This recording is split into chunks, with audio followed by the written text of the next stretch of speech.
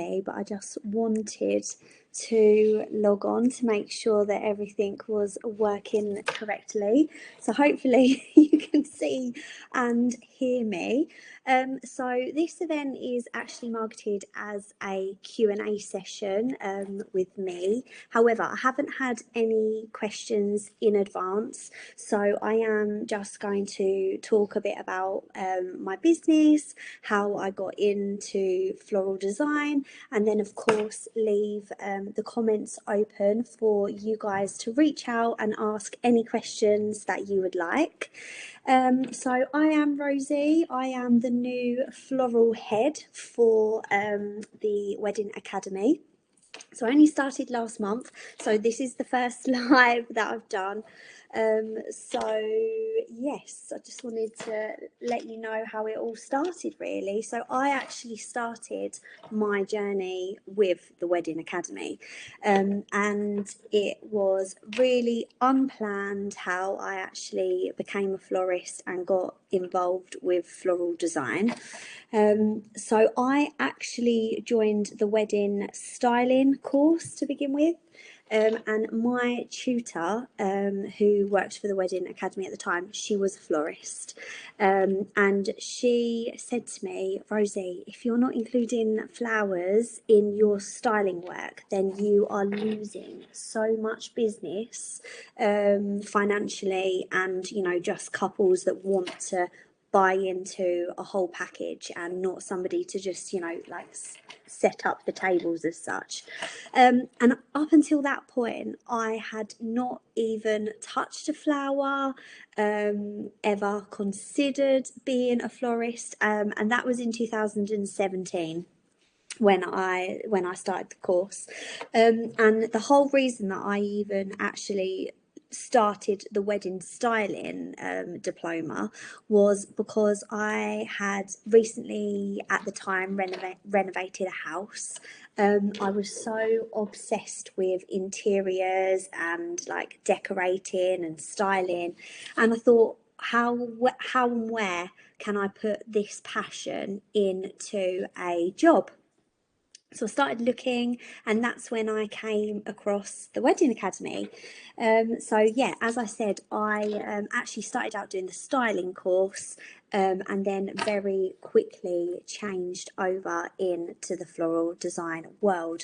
And it's just crazy how it all happened, because as I said, had absolutely no intention of working with flowers. And I have just, yeah, completely fell into it and completely fallen in love with it. So I finished my course in 2018, and I pretty much started my business in 2018. So my business is based in the UK. I offer floral design mainly just for weddings, but then I do offer like workshops. I do like the Christmas wreath workshops, and then I do quite a lot of like hen party workshops as well, like bridal crowns, hen party crowns. So they're really popular here in the UK, but primarily I am a wedding florist. So I started my business in 2018, and I mean, with absolutely zero hands-on experience. So I looked for ages to try and find a course that suited what I wanted, specifically like a physical course. I mean, like as in teaching me how to handle the flowers, where to buy the flowers, how to put the designs together.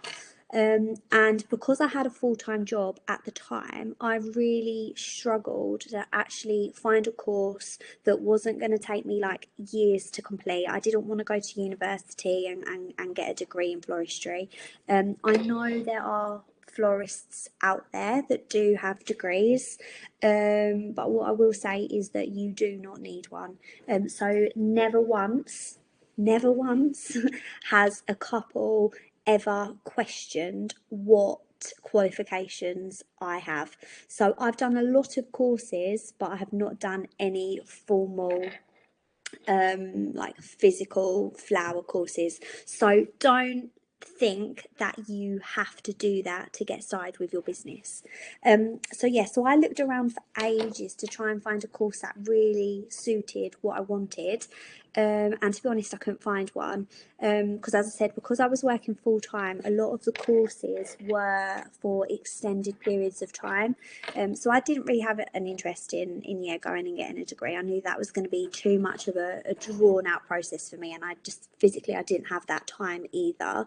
And then a lot of the like London courses, again, were sort of weeks and weeks on end if you done it in a complete block, or if you was going to do it like every weekend, that was then going to be drawn out, for 6 months to a year. So again, that just didn't really suit what I wanted to do. So instead of finding like a career change course, as it is, I actually done a multitude of mini courses. So I found florists who I loved the style of, and then I done courses that they like, day courses, weekend courses. So I learned all the basics with one florist. And her style of floristry is what I would now say is very old school type floristry. She was wiring all of her flowers into all of her designs, which absolutely there is a place for, but that's just not my style of floristry.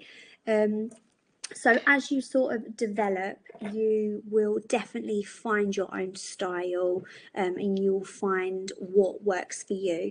So I went and done all the basics with her, which was great because it gave me a real sort of basic foundation understanding of, how to actually care for the flowers, how to place the flowers into designs, as I said, the wiring, which sometimes there is a need for.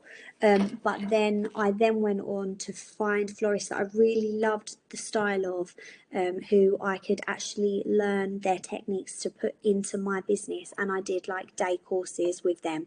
So I've done loads of courses over the years, and I still continue to do courses because I think you need to continuously develop your knowledge and your skills. Another way to also learn is freelancing. So I'm very lucky that there are a lot of florists local to me that I have become friends with. We have like a WhatsApp group, and whenever we have a wedding on that requires like extra people to help, we all just contact each other and say who's available on this day to come and assist with a wedding.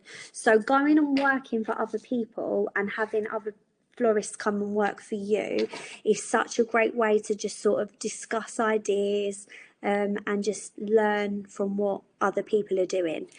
So once you're sort of, you have a good understanding of what you're doing, and how floristry works, I would definitely advise like freelancing, to try and help develop your skills. So that brings me on really to how I sort of first got experience in weddings, and developed the confidence and the skills to obviously then go and run my own weddings. So I would say with floristry that it is 100% confidence. Even when I didn't know how I was going to do something, if I knew that I was going to be able to do that wedding, I would take it because I knew that I could learn how to do it. So I'm a very confident person when it comes to my business, and the floral mechanics, and I would say that that is the most key element to running a successful floral business. It's the mechanics behind the flowers, behind the designs. How are you going to create your designs? How are you going to hold up structures and arches or fireplace displays, things like that? You need to have your sort of base structure knowledge. So that's really important. So I would always go research, test things out. I would, build structures ahead of the wedding to make sure that it was all going to work. All of my like floral arches that I've ever done, are from structures and bases that I've created myself, and that is literally by like DIY pots, what's it called, like plumbing, like tubing, cement, like they are my basis for floral arches. So once you're confident in knowing that something works, it obviously then enables you to take on more jobs. But initially, when I started, obviously I had no portfolio other than the images that of the designs that I had made, like when I'd done like the courses. So I volunteered. So I actually went and worked with a very well-known florist in London. She was working on really big weddings.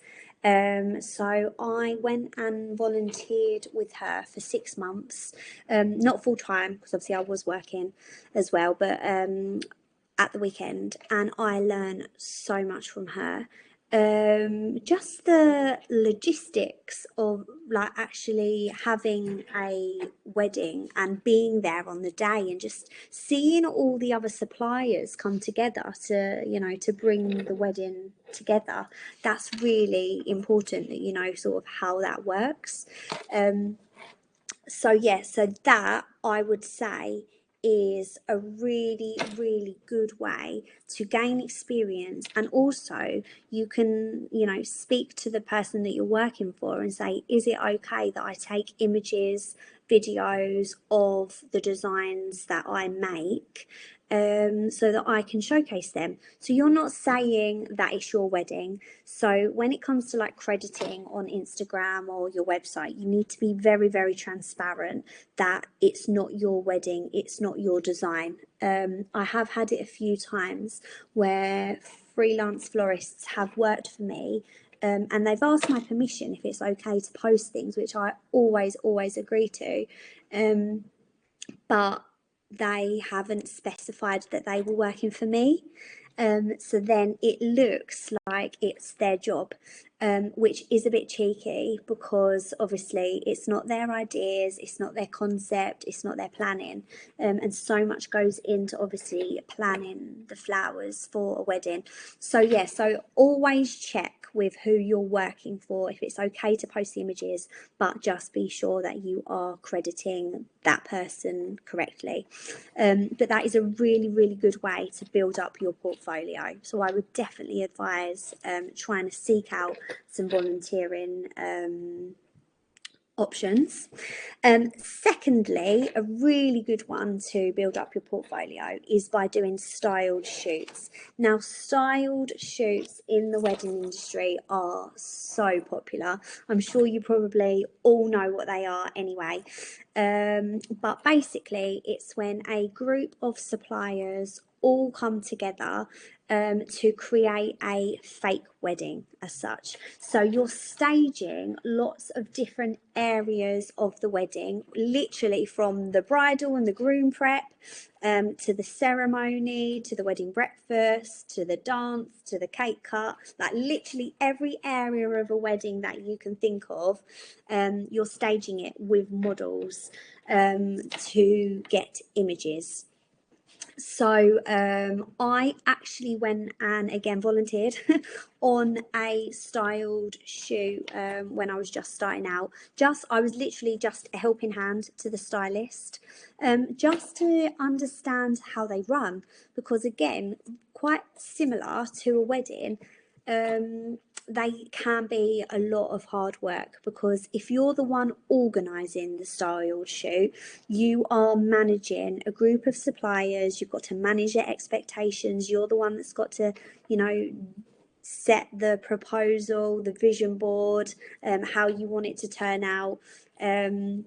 So there is definitely a lot that goes into planning a styled shoot. If you get invited into one, then that's fantastic, because you literally just turn up, play your part, play your role, and then, you know, you're not the one that's in charge and planning it all. So that's brilliant. But style shoots are definitely a really, really good way to get some really good images of the sort of designs that you want to showcase. And something that I wasn't really aware of in the beginning, and you sort of, you learn this as time goes on, is you attract what you put out. So in the beginning, I thought it was great posting pictures of all these designs that I was doing with the florists, that, you know, the courses that I was going on, like bouquets and buttonholes and things. But the truth is that they are not going to attract the clients that you want to work with to make a profit. So you need to be putting out the big centerpieces, the arches, the fireplace structures, because you need to showcase to the couples that you want to work with that you are capable of making those designs. So that would be a really key piece of information, that if I could go back and start again, it would be, don't focus on all these little designs, which are pretty, of course they are, but they are not going to attract, they are not going to bring you your ideal clients and who you want to attract. So I would definitely say that a styled shoe is a fantastic way to build up your portfolio. So I did a few of them in the beginning, and I still continue to do. They, as I say, they are a lot of work, and for florists, they're a lot of expense as well, especially if you work with fresh flowers. So my business is completely fresh flowers, which obviously means that every wedding, every styled shoe, I have to order my flowers in specifically for that event. So that means that I can't do a lot of styled shoots because I physically can't spend the money on the shoot. The idea of a shoot really is to obtain images that maybe you don't already have, or a style of imagery that you don't already have. So say there's like a particular design, say an arch, for instance. Say you haven't done an arch for a wedding, but you really want to showcase to your couples that you can make arches, you can make them well, and that you want to do them for their wedding. So you would get involved or organise a styled shoot, and you would create an arch. So then the photographer takes images of you creating the arch, and of course you get the images of the couple with the arch. You can then showcase them on your Instagram, on your website, to show people you can make them and that you want to be making them for their wedding. So that's the idea of the shoot. You are showcasing something that you really want to do more of. So I'm actually doing a shoot in 2 weeks. Really excited for that. Got such a good group of suppliers. So myself and a photographer, we have actually like worked together to organise the shoot, which is nice because it's not like all the pressure's on one person.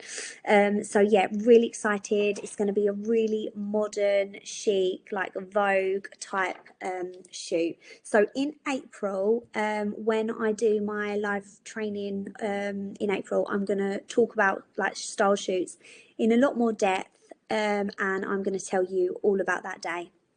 But yeah, I don't go mad with them anymore. I probably do maybe like 2 a year, if they're suppliers that I really want to work with as well. And that's another thing to really consider, is at the beginning I did say yes to so much, whether it be styled shoots or weddings, because of course when you're starting out, you want to take all of the work that you possibly can to gain experience, and that is absolutely fine. There's no harm in doing that. But it's not always going to be the type of weddings that you want to work on. And the suppliers, or say the photographers involved in the styled shoots, may not actually be the right suppliers for your style. So as you sort of gain experience, develop your skills, and expertise in floristry, you will definitely identify your own style. So my style of floristry is very modern. It's very sort of, I say unkempt, but in the best possible way. My flowers are not tightly structured. They're very loose, they're very free flowing. and they're just quite chic and stylish. So you need to ensure that you're working with suppliers that also portray that vibe, because there's no point in me working with like a fine art photographer, because that's not my style of floristry. So our work probably just wouldn't complement each other that well, and they wouldn't be the images that I would want to be putting out on my Instagram.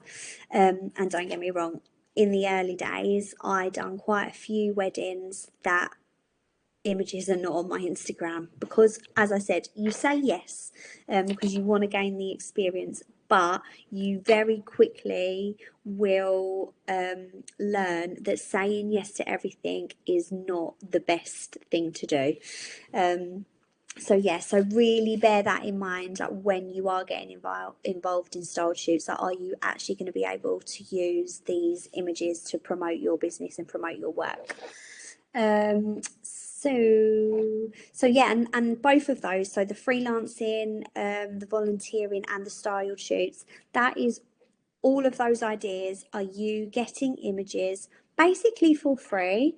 I mean, of course you need to put a lot of time into doing that, and of course there is going to be money spent on the flowers if it's a styled shoot. But when you're working for somebody else, of course all that expense is theirs. Of course it's your time, it's your hours that you're going to be, giving to other florists, but you will gain so much out of that.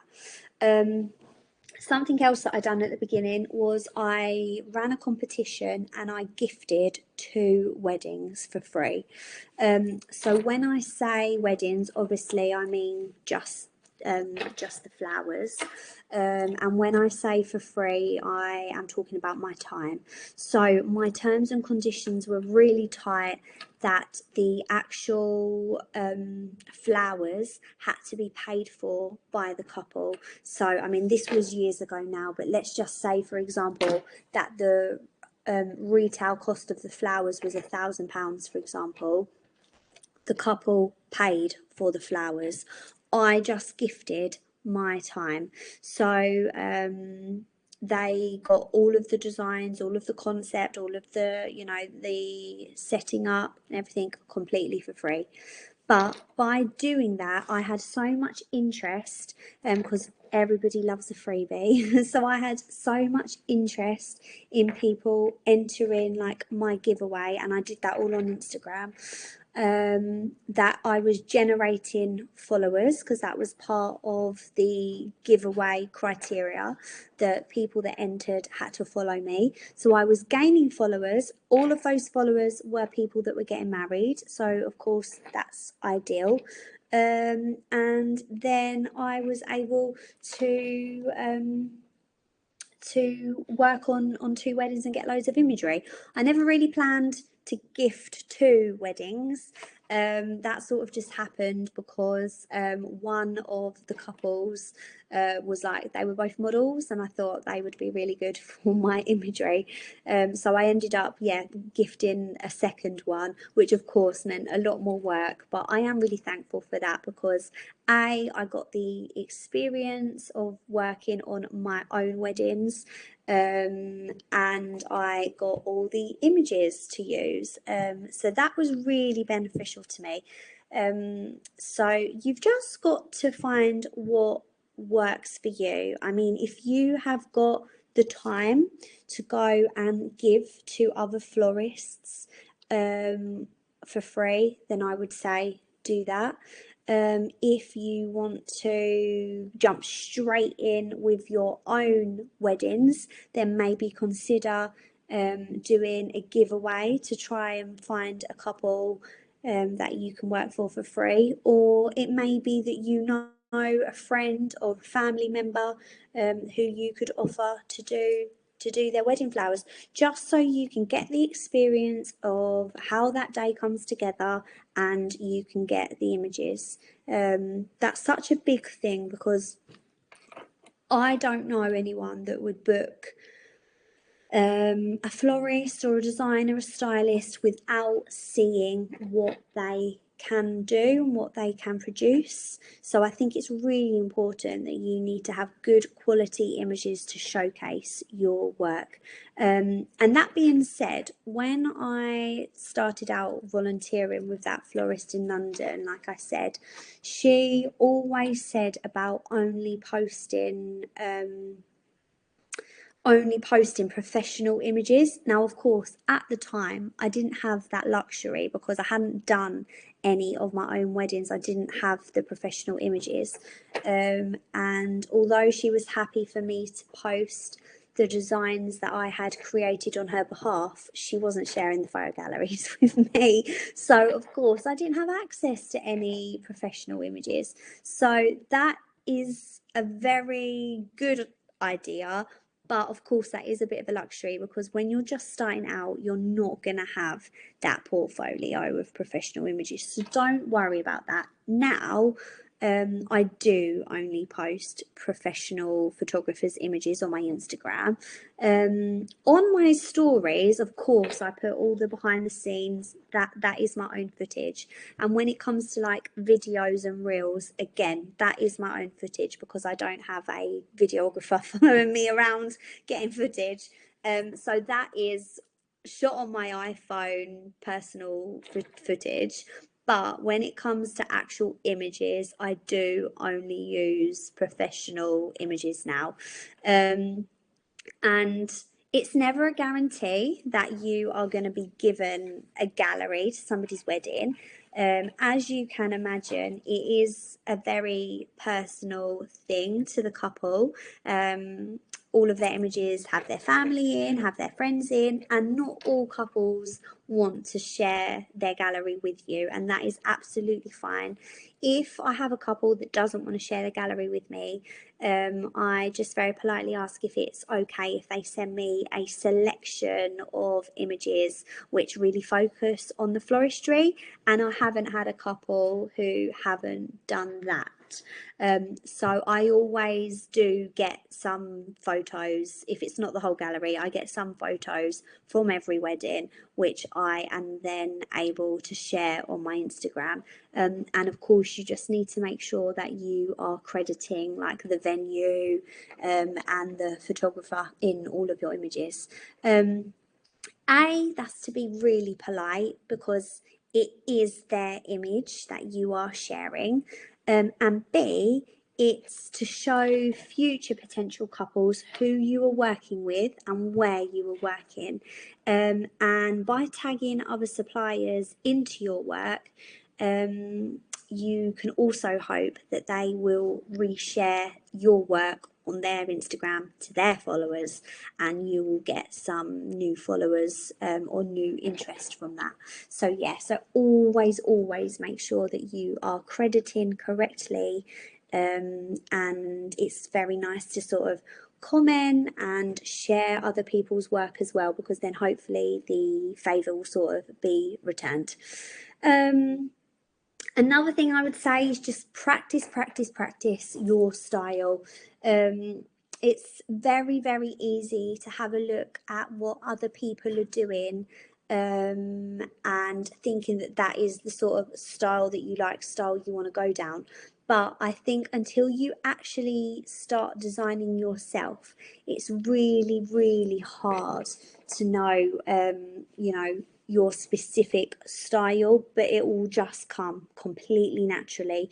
Once that experience is there and you're confident, your style will just completely flow effortlessly. So don't worry when you're just starting out that if you don't know what sort of style you want. I absolutely had no idea or intention as to where my style, my business was going at the beginning, because you're just starting out, and I think that that would be a lot of pressure on yourself if you were trying to figure all of that out before you even got going. So another big one, which I have already sort of touched upon, is just don't say yes to everyone. At the beginning, it is really easy to fall into that trap, because as I said, you want to gain the experience, you want to gain the imagery. But as you develop, as your confidence grows and as your business grows, you really need to make sure that you are only working with your ideal clients. And again, that might seem a little bit alien to you, depending on how far into your like floral design journey you are. But I promise you that will come with time as well. You will 100% be able to identify who your ideal client is, and then you can very politely turn away the weddings which do not suit your ideal client. And of course, you don't have to tell them that.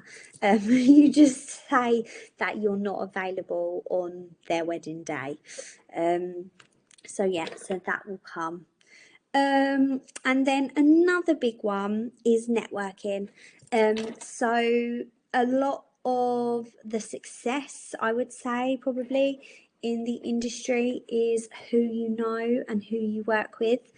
So networking events are a really great way to meet other industry professionals. Because you want photographers and you want wedding planners and stylists to be recommending you to their couples. So I would say that that is a really, really good way to get your name out there and to meet people. And also talking again about style shoots.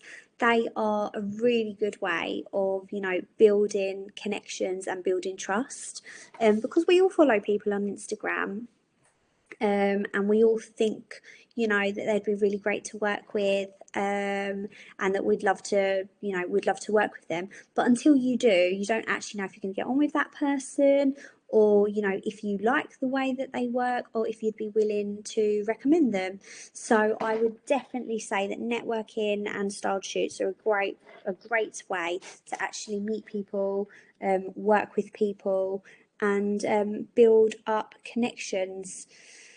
So yeah, that's just like a basic sort of how I got into it and how I built up my portfolio.